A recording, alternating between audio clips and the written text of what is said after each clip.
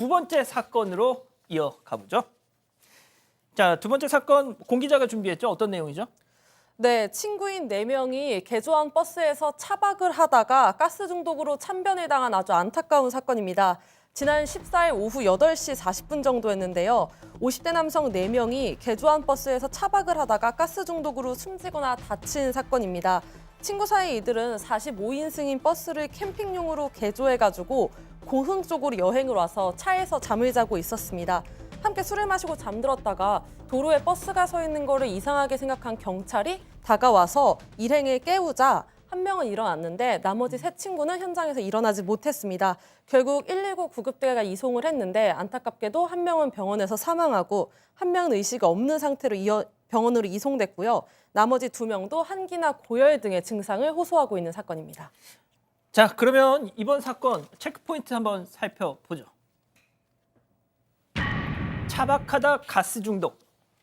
이제 차에서 숙박한다의 준말이지 않습니까? 차박. 그렇죠. 자, 공 기자 공 기자는 모를 수도 있을 것 같은데 7, 80년대 연탄가스 이렇게 많이 살았잖아요. 그래서 그때 당시 신문을 보면 진짜 연탄가스 중독으로 일가족이 참변을 당했다. 이런 기사들이 사회면에 정말 하루가 멀다 하고 나왔었는데 자, 그때 그 일산화탄소가 이번에 나왔어요. 네, 맞습니다. 그 사건과 이번 사건의 원인이 좀 비슷한 일산화탄소 중독인 것 같은데요. 이 50대 4명은 무시동 히터라는 거를 사용하면서 잠이 들었다고 해요. 대부분의 캠핑 용품들은 차량 시동을 켜놓은 채 차량 배터리에서 전기를 얻어서 사용을 하는데 그걸 오래 켜놓다 보면 차량이 방전되거나 이런 우려가 있으니까 차량의 배터리에서 전원을 얻는 게 아니라 가스, 즉 경유를 넣어가지고 난방을 할 수 있는 히터를 켰다고 하는데 이 히터를 켜고 잠이 들다 보니까 거기서 나온 일산화탄소 중독으로 이들이 사망한 것으로 보이고요. 경찰은 정확한 사고 경위를 추가로 조사하고 있다고 합니다. 백 변호사님, 네. 그냥 딱 당장 내가 경험한 게 아닌 이상 일단 이런 무슨 일산화탄소 중독 이런 기사를 보면 네. 자다가 호흡이 어려우면 깰 수도 있을 것 같은데 왜 근데요, 이렇게 참변을 당할까? 이게 사실 지금 어쨌건 약간 음주 상태이기도 했고요. 그리고 이게 말 그대로 일산화탄소를 침묵의 살인자라고 합니다. 그러니까 일단 당연히 색도 없고 냄새도 없고 그냥 저는 일반적으로 호흡하고 있는데 좀 어지러워지는 거예요.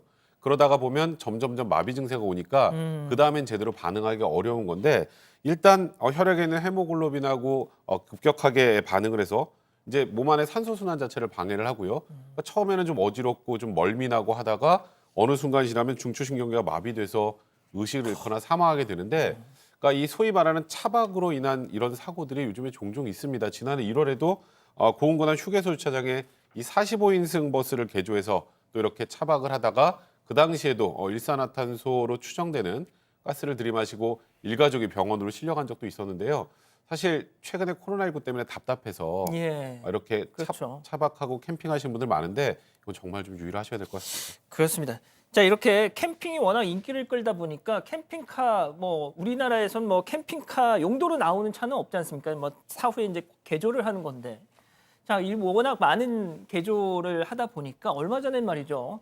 이 일산화탄소 이런 문제가 아니라 이 캠핑카에 배터리가 폭발하는 사고가 있었다면서요. 네, 지난 9월에 있었던 일입니다. 대전에서 시내 한 도로에 주차되어 있던 버스에서 불이 난 건데요.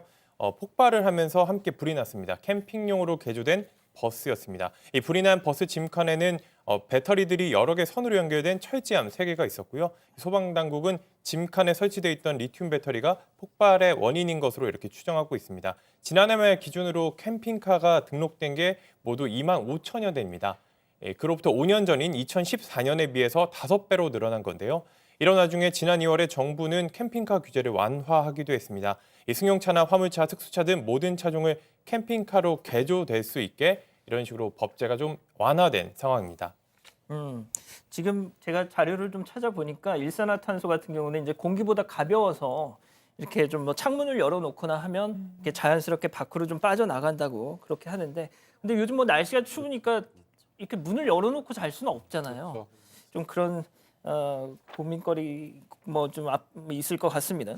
자, 그런데 지금 캠핑을 하지 말라 않는 게 가장 좋은 예방법이겠지만 아까 백 변호사님 말씀한 것처럼 지금 뭐 코로나 때문에 너무 답답하니까 이렇게 밖으로 나가시는 건데 그러라 뭐 나가지 말라고 말씀드릴 수는 없고 자 그렇다면 예방을 해야 될 것 같은데 말이죠. 어떤 예방책이 있을까요? 뭐 제 주위에서도 이제 이 차박을 할 수 있는 자동차를 경쟁적으로 이렇게 가지고 와서 자랑을 하더라고요. 그래서 뭐 A 친구가 뭐 이런 차박의 시설을 갖다 놓으면 B 친구는 그게 그 시설을 다 하는데 일산화탄소 겨울에는 절대로 문을 열 수 없기 때문에 아까 무색무취라고 이야기를 했기 때문에 일산화탄소 경보기가 있습니다. 그래서 반드시 차박을 하시는 분은 일산화탄소 경보기를 설치를 하셔서 우리가 알 수 없지만 일산화탄소가 돌았을 때 분명히 소리로 깰 수 있는 그런 어떤 인지할 수 있는 부분을 만들었으면 좋겠고요.